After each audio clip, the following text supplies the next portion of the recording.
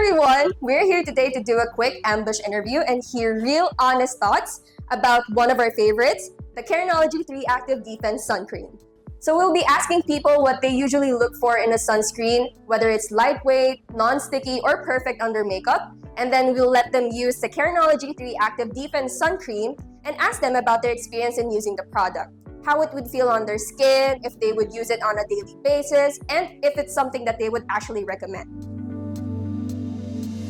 Yes. Usually only when I go on a beach trip. So sunscreen is really needed on that time. So mostly I only use it on those kinds of times or on those kinds of trips. Yes, I do. Especially when I go outside and going out with my friends. Yes, of course.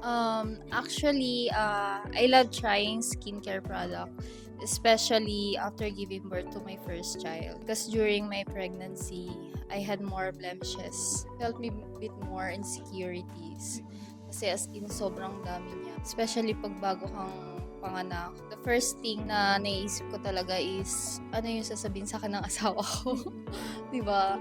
Yes po, actually, it has been the practice of me and my family ever since we were kids. Kasi po, very harsh na din yung effect ng sun ngayon. Every day, I wear sunscreen. It's non-negotiable for me. I think as the consistency, kailangan light siya. And then at the same time, of course, is the protection, UV, PA+++. Of course, the most important thing that I look for in a sunscreen is its protection against UV, and also if the feel on my skin, whether it's not itchy or I don't feel it at all, or it doesn't wash off easily. Because when you go to the water, sometimes the sunscreens I used before disappears.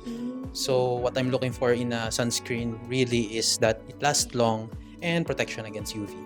First of all, I want it not greasy and hopefully yung wala siyang white cast, and then yung super lightweight sa face, especially when you wear makeup, para hindi siya maghuhulas agad. Hydrating. Like, pagpapasok ako sa work, syempre, wala akong makeup actually every time na I go to work. So, gusto ko medyo light siya para, kasi pag normal kasi yung skin ko, oily siya. Then, ang itim tingnan. Well, to be honest, I'm a very on-the-go person. Kaya, what I'm looking for sa sunscreen po is very lightweight lang po siya para hindi masyadong mabigat sa skin, especially sa face po. Siguro po yung hindi nagwa-white cast or nag-iiwan ng white cast kasi yung skin type ko po is very, kumbaga po, pale na. Kumbaga kung nag-iwan pa siya ng white cast, parang siguro magmumukha na po akong multo. It should have broad spectrum and SPF 50 or higher, and it should be light and moisturizing. Actually, it's my first time seeing the product. But I like the packaging po. No, this is my first time seeing this product. So seeing the product, it's very basic or simple yung design niya. And the name, Carenology 95. I see. Pwede ko po bang itry? Actually, it's my first time seeing Carenology. I think it's very simple at first, but I think it's kinda high-end. Yes! This is the first thing I tried before, Carenology. And ito yung naging sagot dun sa blemishes ko. Nag-improve and nag-enlight yung mga dark spot ko. Actually, in the first 3 days, talagang na-enlighten niya and talagang nag-hydrate yung skin ko. And yung yung hinahanap ko talaga is yung nag-moisturize yung skin ko.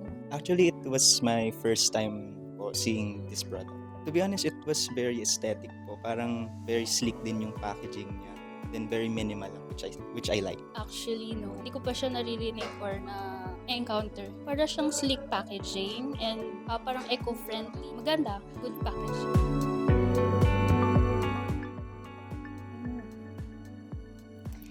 It feels light and it's not sticky, which is something that I look for sa sunscreen. And yeah, wala siyang white cast, which is also something that I look for sa sunscreen.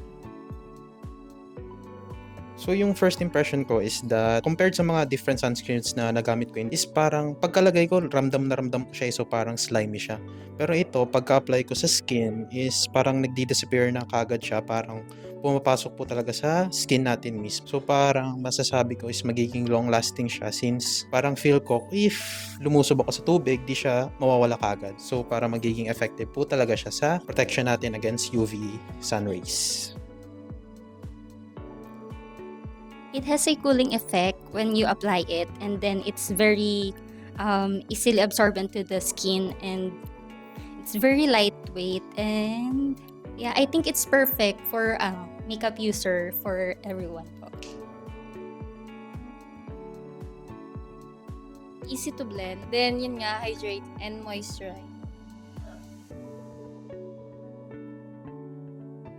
Since I'm a fan of sunscreen, lahat ng sunscreen din na-try ko. Maganda siya sa mukha. Ganda yung pagkakalapan niya din. It's lightweight siya and wala siyang white cast. Wala siyang white cast pag binlend. So, parang ano siya, gan sa mukha and ayun, di siya malagkit.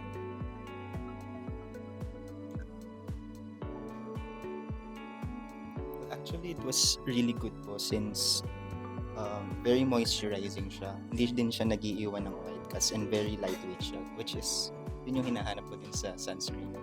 Siguro po is, I think it's time na din to change the old sunscreen that I've been using po.